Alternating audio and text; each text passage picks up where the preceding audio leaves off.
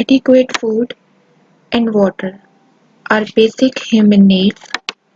Sufficient energy, protein, fat, carbohydrates, water, vitamins and minerals are necessary for preventing deficiencies, allowing proper growth, maintenance of body weight, and physiological function.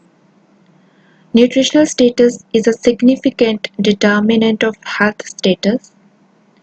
Malnutrition was, until recently, the main nutrition concern worldwide. Overnutrition associated with obesity and chronic diseases has now emerged as a significant and growing threat. Some regions simultaneously experience the presence and effects of undernutrition and overnutrition. Each day consists of actions that affect dietary intake and nutritional status. Individual dietary behaviors vary greatly.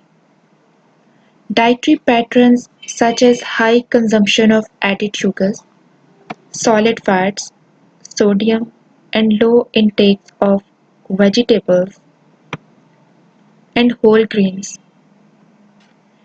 at risk for obesity and chronic diseases that are prevented and under industrialized nations.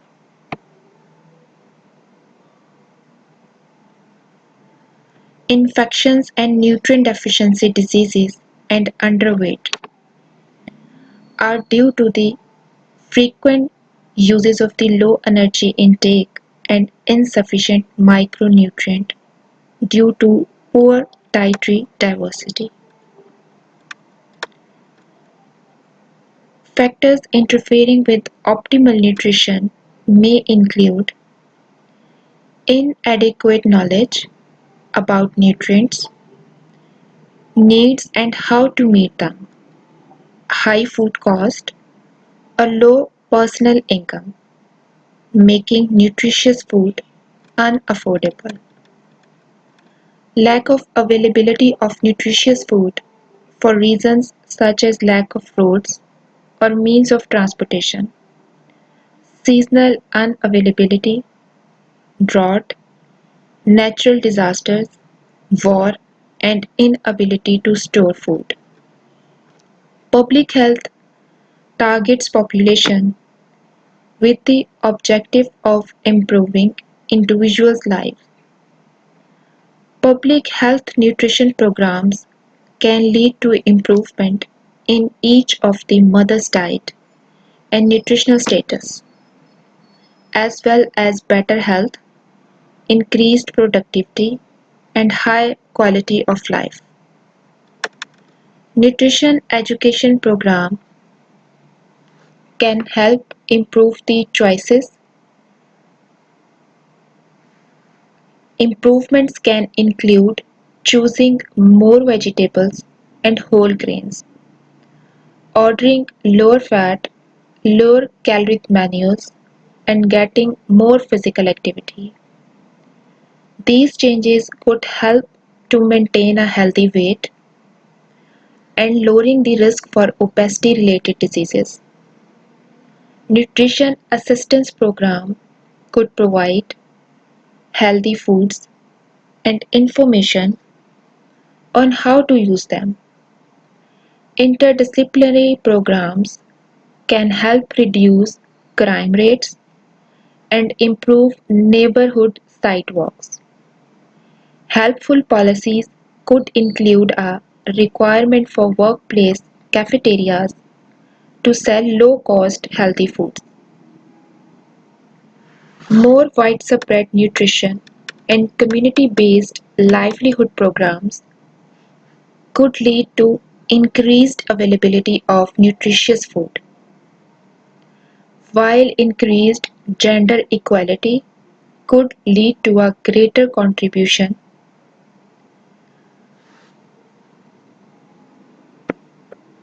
to health nutrition.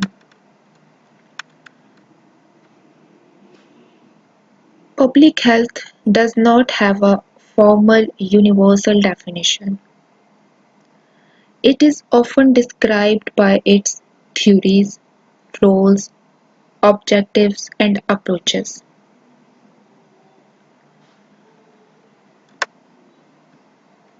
It is the science and the art of preventing diseases, prolonging life, and promoting the physical health and efficiency through organized community efforts of the sanitation of the environment, the control of the community infections, the education of individual in principles of personal hygiene, the organization of medical and nursing services for the early diagnosis and preventive treatment of disease, and the development of the social machinery which will ensure to every individual in the community a standard of living adequate for the maintenance of health.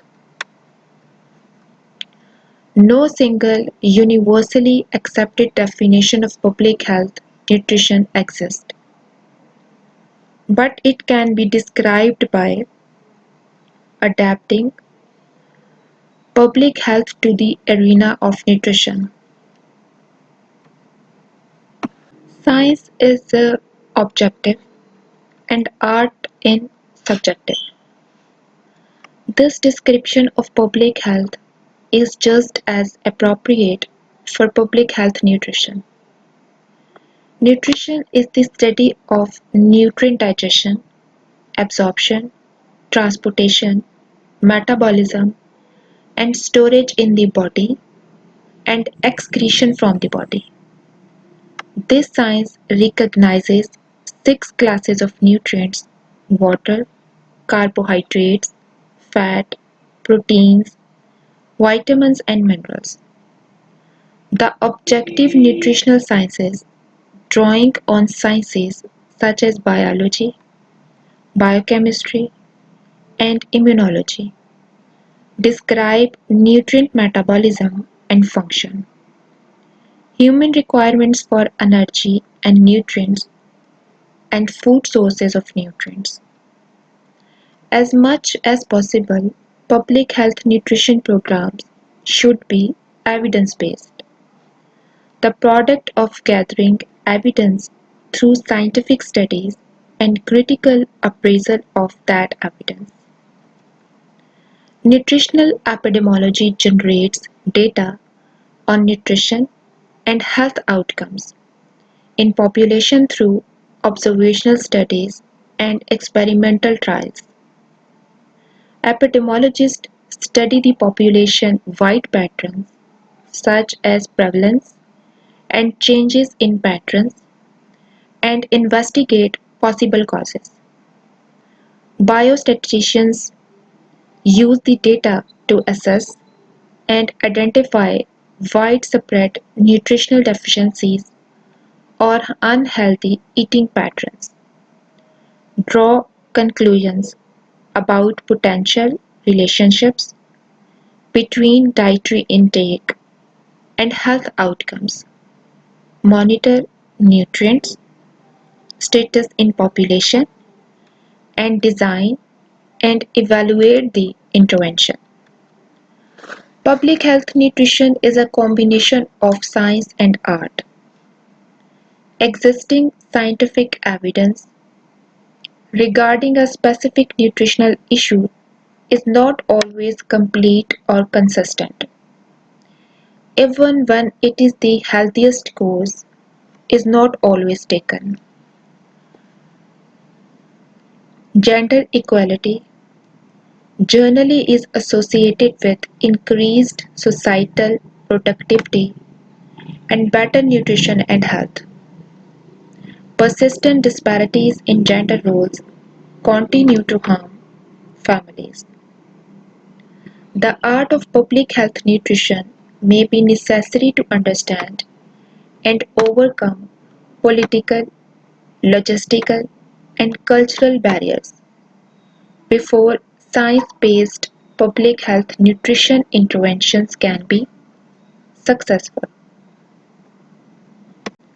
While clinical healthcare in general and clinical nutrition in particular focus on treatment and rehabilitation, public health nutrition emphasizes disease prevention and promotion of well-being.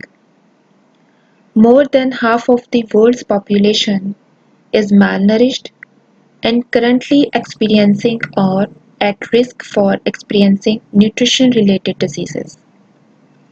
Consumption of adequate quantities of nutritious food reduces protein energy malnutrition and nutrient deficiency diseases and infectious diseases.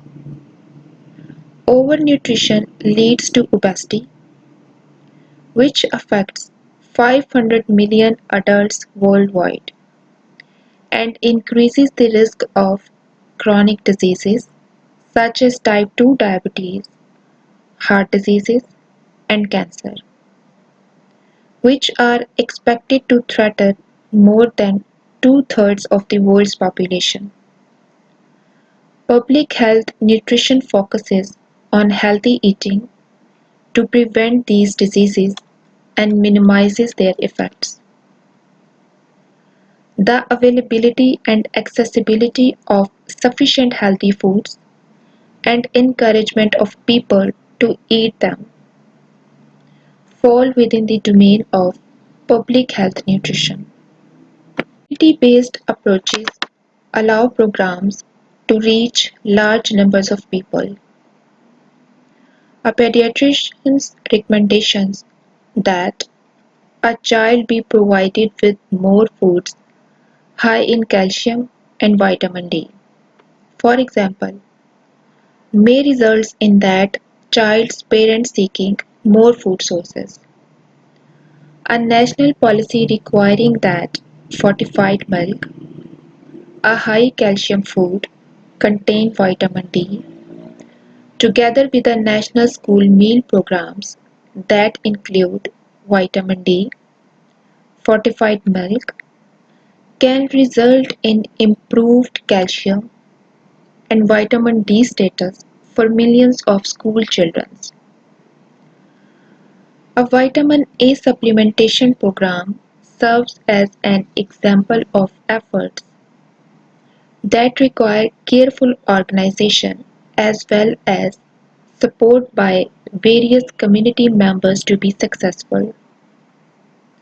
An intervention designed to reduce vitamin A deficiency among school children include children who receive supplements, parents who encourage their children to take them, teachers who dispense the supplements, physicians to oversee local programs, public health educators to explain why the supplements are needed and how to take them, and government at various levels to regulate and administer the program.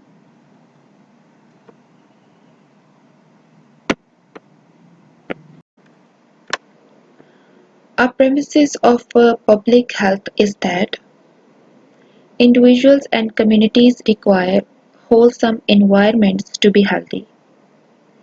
Interventions can include regulations on pollutants, vaccinations, and educations on and facilities for hand washing. More specific to nutrition are clean water for drinking and irrigation and clean soil for crops. Prevention of nutrient deficiencies such as vitamin A and iron can reduce the impact of infectious diseases such as diarrheal disease, which currently kill the millions of children annually worldwide. Education on hand washing and other personal hygiene measures can reduce foodborne illnesses. A clean environment and personal hygiene can mitigate millions of annual cases of food poisoning and illness due to contaminated water. Healthcare is basics to health. To effectively reach the public rather than just a privileged minority, medical and nursing services must be organized into functional healthcare system. Along with care facilities and medical supplies, infrastructure required to deliver the 10 essential public health services includes a capable and qualified workforce, which can be achieved with a greater number and consistency of education programs for health professionals, such as more didactic programs.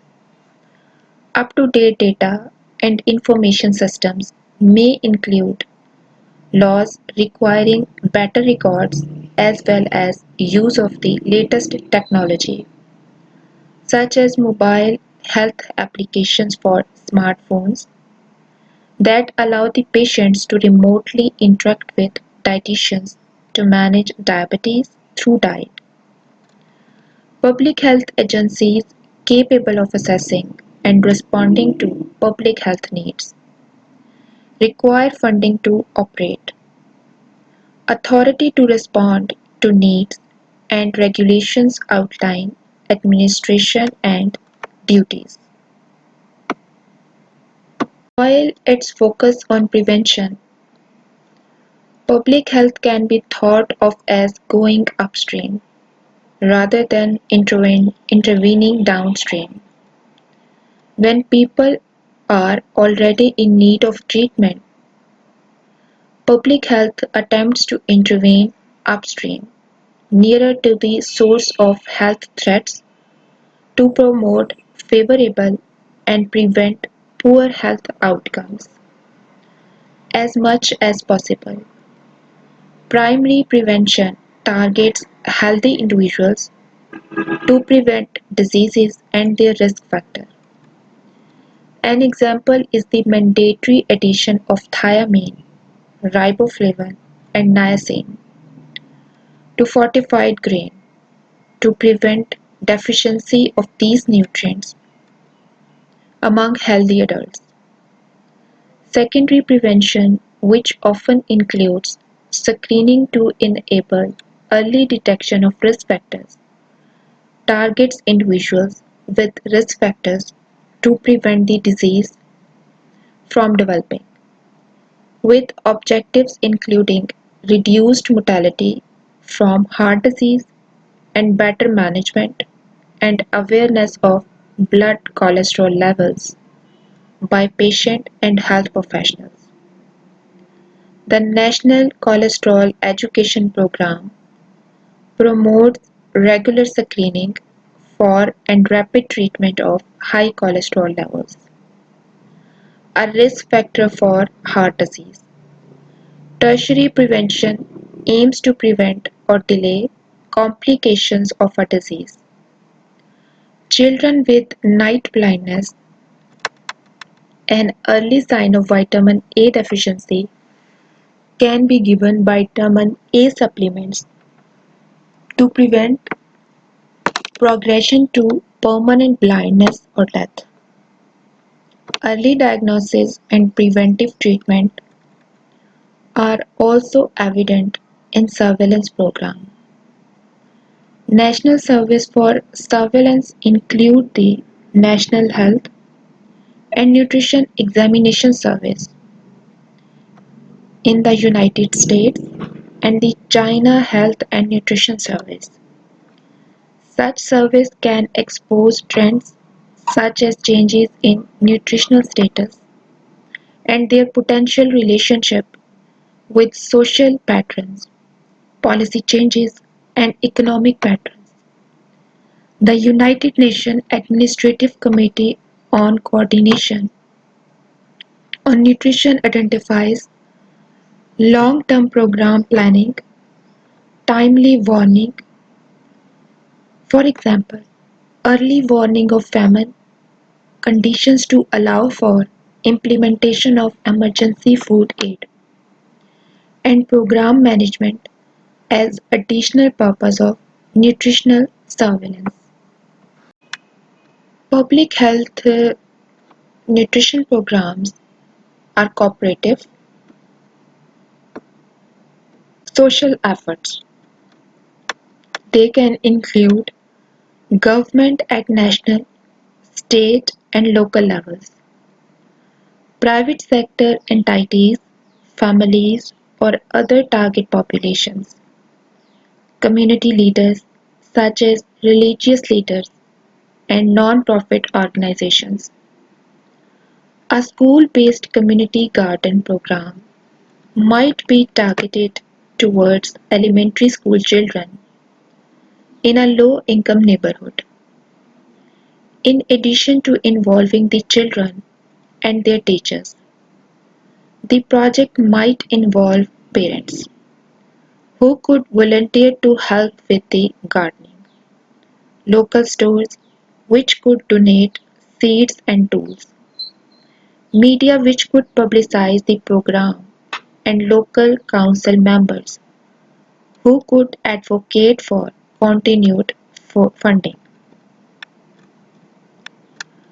The infrastructure supporting medical services must not only exist but be accessible in order to be effective for the public. Supplementary nutrition programs increase the likelihood of low-income households receiving enough food. Referral programs such as Women, Infants and Children program can assess nutritional status of participants and refer to the needed medical services. Developing nations may struggle to provide their communities with food or nutrition education for reasons including remoteness, political turmoil, and lack of adequate foods. The core functions of public health are assessment, policy development, and assurance. The Institute of Medicine has identified 10 essential public health services that fulfill the functions. First function is the essential public health services and examples with assessment. Monitor health status to identify community health problems. Its examples include national surveys can assess diet intake and nutritional status measures to identify potential problems such as obesity, nutrient deficiencies, and chronic disease prevention. Second surveys include diagnosis and investigate the health problems and health hazards in the community. An example of these surveys are ongoing surveys can identify alarming trends such as increases in obesity rates or nutrient deficiencies or widening disparities between different communities. Essential public health services is another core function of public health services, which include inform, educate, and empower people about health issues. Messages regarding healthy food choices, such as encouragement to consume 3 high calcium foods per day, delivering through media such as billboards, social media, and newspaper, and television campaigns. Healthcare providers can distribute similar messages via brochures provided by campaign leaders. Mobilize community partnerships to identify and solve health problems, such as health fairs are collaborative opportunities. Employers and local businesses can sponsor the events. Schools can host them. Healthcare providers can provide screenings and information on health resources. Dietitians can supply educational materials on healthy eating, and children and parents can participate in activities such as healthy cooking classes, gardening, and a fun walk. Develop policies and plans that support individual and community health efforts, such as support a fortification program aimed at school children. The national government might require all schools to provide fortified foods in school meals in order to receive government reimbursement. Essential public health service is an other core service, which include enforce laws and regulations that protect health and ensure safety, such as state and local health departments can regularly inspect. Providers that administer public health programs, such as food retailers that participate in the Supplemental Nutrition Assistance Program to supply low-income households with food. Link the people to needed personal health services and ensure the provision of health care when otherwise unavailable. Medicare health insurance program for adults over age 65 and individuals with disabilities cover medical nutrition therapy for patients with diabetes whose doctors refer them, and diabetes management education and supplies for individuals with diabetes. Assure a competent public health and personal health care workforce, such as public health degree programs, can include standardized objectives such as the core competencies of public health.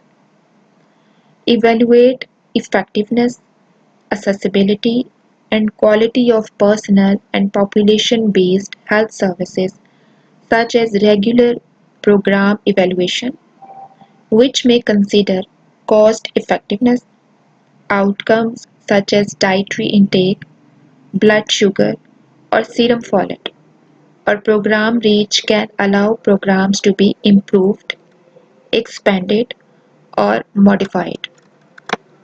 Research for new insights and innovative solutions to health programs and problems. The health professionals follow-up study and nurses health study, led by Harvard School of Public Health, with funding from the National Cancer Institute, include more than 3 decades worth of data investigating diet-disease relationship. This information can be used to develop policies and public health recommendations. International organizations such as World Health Organizations within the United Nations may coordinate emergency food aid and micronutrient supplement programs and work with communities and nations to implement successful programs. National and state governments collect surveillance data, provide technical assistance as needed, evaluate programs, and develop and enforce the policies such as allotment of funds for nutrition assistance program. Local entities such as local health departments, schools, and food banks are reasonable for directly supplying health services such as enrollment for nutrition assistance program, provision of school meals, and referral to healthcare providers. Non-profit and volunteer organizations, university extension programs, workplace and hospitals are additional partners in improving the public's nutrition. The major global nutrition concerns was undernutrition. Hunger and protein deficiencies cause mortality, stunting, wasting, and underweight and impair immune functions. Micronutrient deficiency also increase risk of mortality and infections, and specific vitamins and mineral deficiency diseases have their own consequences.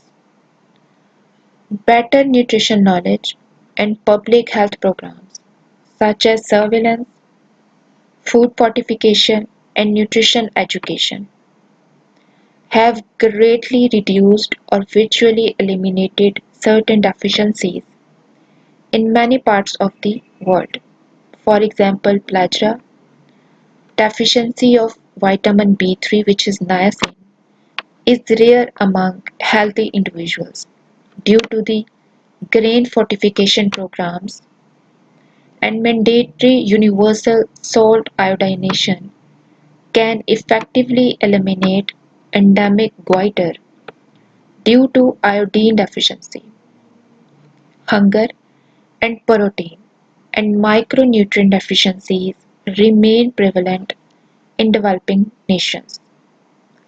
Deficiencies of iron, iodine, and vitamin A affects billions worldwide and can increase risk of death, blindness, infections, impaired cognitive and physical growth, and numerous other morbidities.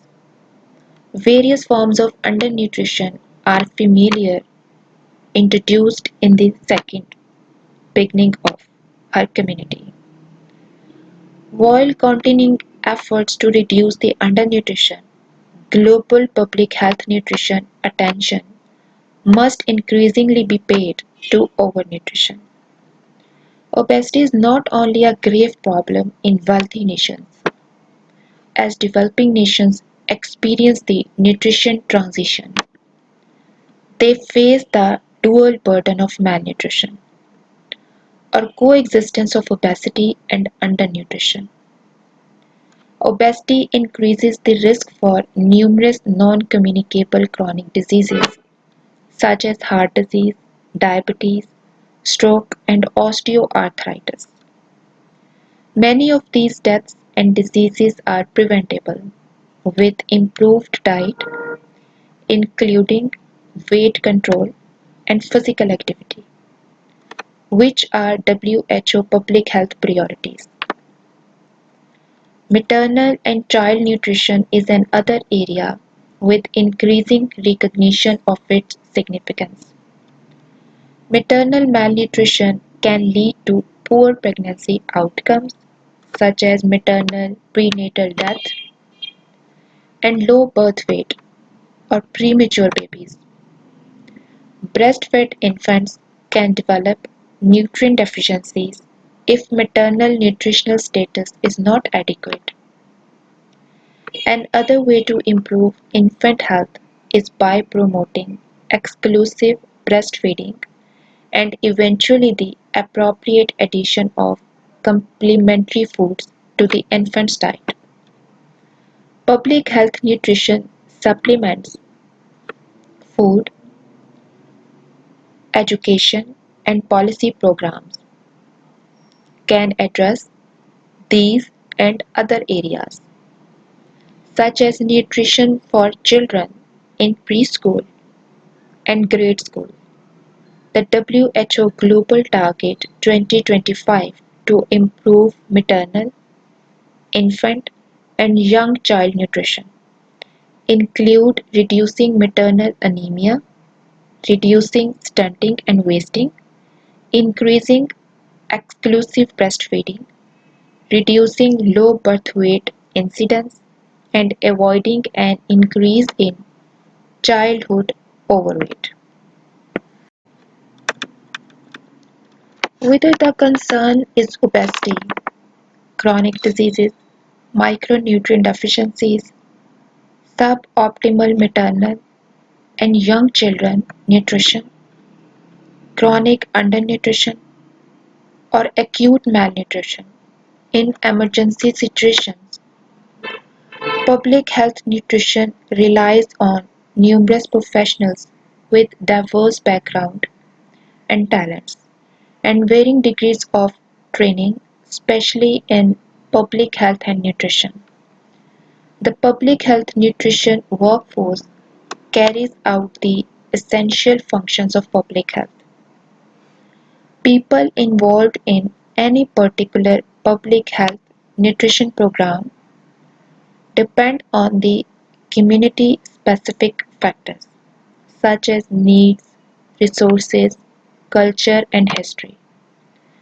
They can work in clinics and hospitals, state and local health departments, government agencies, food manufacturers, and health clubs, in the private sector schools, workplaces, faith-based and other community organizations, and research institutions.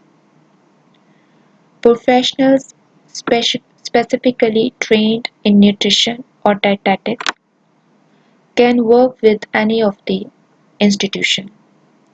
Health educators can deliver messages to patients, employees, healthcare professionals, and students in hospital, university, extension programs, grade schools, and workshops. Top include diet and exercise for diabetes management, weight loss, prenatal nutrient needs, healthy cooking. Lactation consultants promote and facilitate breastfeeding through education and sport. Specialists in specific life stages can assist with menu planning in schools, hospitals, and senior centers. Because of the scope of nutrition problems, public health professionals, both with and without much formal nutrition training, are likely to be directly involved in public health scenarios related to nutrition. Researchers design, conduct, and analyze data from scientific studies, and epidemiologists also examine surveillance data to identify potential areas of concern and the effects of public health programs.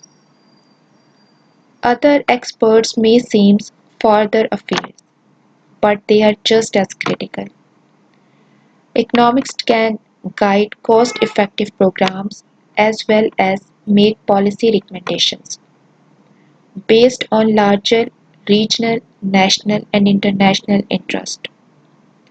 Land use and transportation experts and urban planners helped develop communities that make the best use of their food resources and have the roads and transportation available so that individuals can access food sources and so that food can be transported in and out of the region as needed. Environmentalists need consider implications for food production as they develop land use policies. Politicians and advocates influence policy decisions ranging from healthcare benefits, nutrition labeling requirements, and funding of research and other programs to requirement for school meals. Poor nutrition is among the leading global cause of mortality and morbidity, with obesity, chronic and acute undernutrition, and nutrient deficiencies threatening more than half of the world's population. Nutritional status can be improved, but community-based population level efforts are required to have significant impact. Governments, non-profit and community organizations, universities, and the private sector can effectively collaborate to develop programs with greater and more lasting impact than individual's own effort.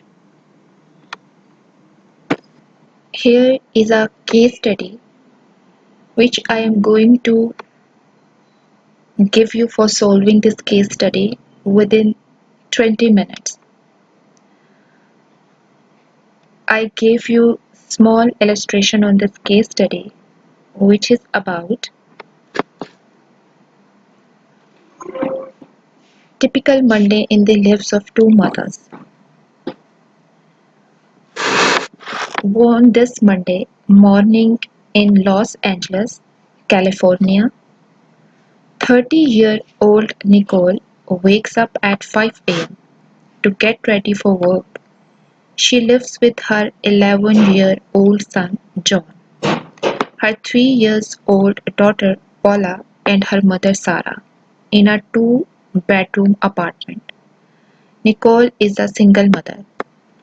Nicole leaves the apartment at 5:30 a.m. She rarely takes breakfast with her to work because she is in a rush and she knows that she can quickly get an inexpensive breakfast sandwiches or burrito at any of the fast food restaurants near her workplace, a courthouse in Los Angeles about 10 miles away from her mother's apartment. John participates in the National School Breakfast Program and National School Lunch Program and will eat a free breakfast at school, probably including cereal, a breakfast sandwich or burrito with cheese, egg and sausages, or pancakes or waffles with sausages and syrups. After he leaves for school, Sarah will have fried eggs with toast and give her granddaughter cereals and whole milk. For lunch, the two of them usually have sandwiches with processed meat and American cheese, peanut butter and jelly sandwiches or tortillas filled with ground beef and cheese. Sometimes they add some canned vegetables or potato chips. Sarah and Paula both enjoy oranges, bananas, and watermelon for snacks. Common options for John's school lunch include pasta with meat, turkey burgers, and sandwiches, served with a vegetable, a fruit, and reduced fat milk. Nicole does not have a car, so she walks a couple of blocks to the bus stop, catches the bus, and walks 3 blocks at the other end. She works as a cashier and dishwasher in a cafeteria in the basement of the courthouse from 6:30 a.m. to 3:30 p.m.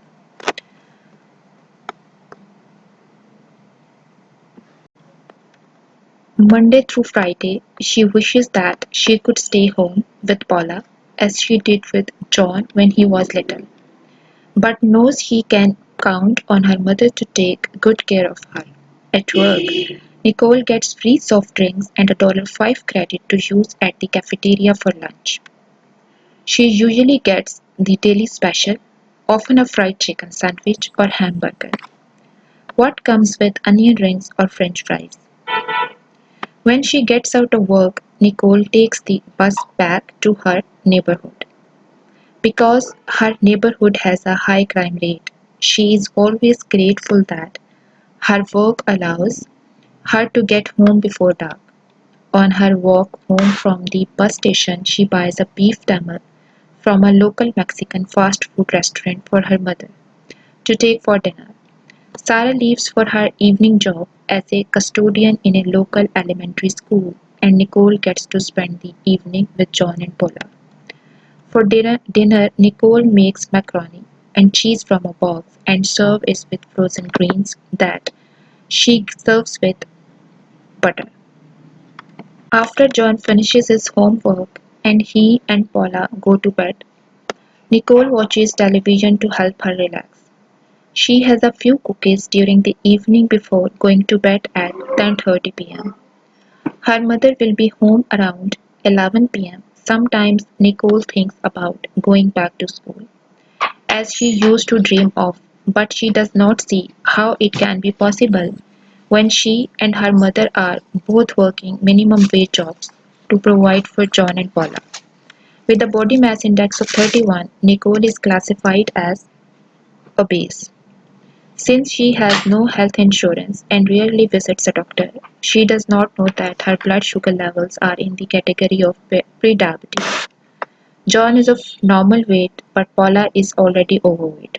Sarah is also obese and is on medications to control her high blood pressure.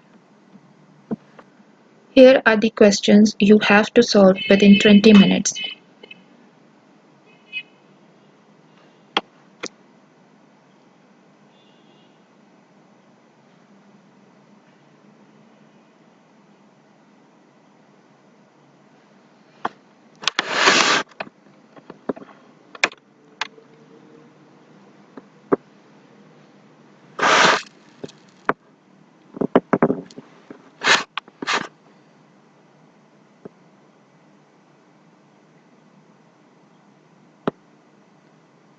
₹100 कितना बहुत सब्जी का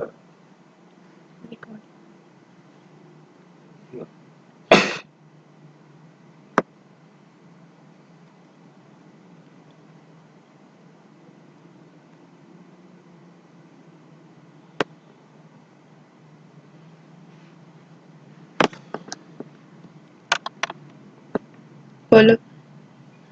100 आधा kilo है। एक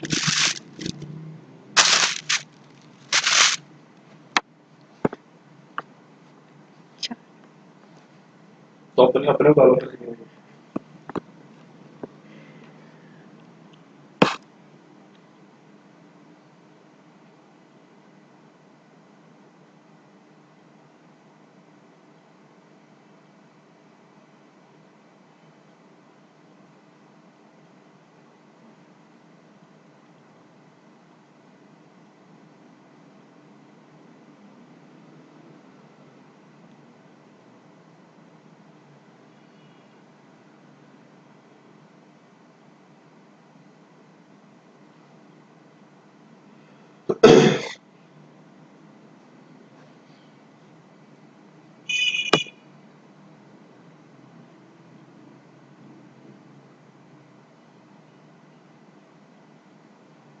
मेरी शुरुआत की जाए डिलीट होगी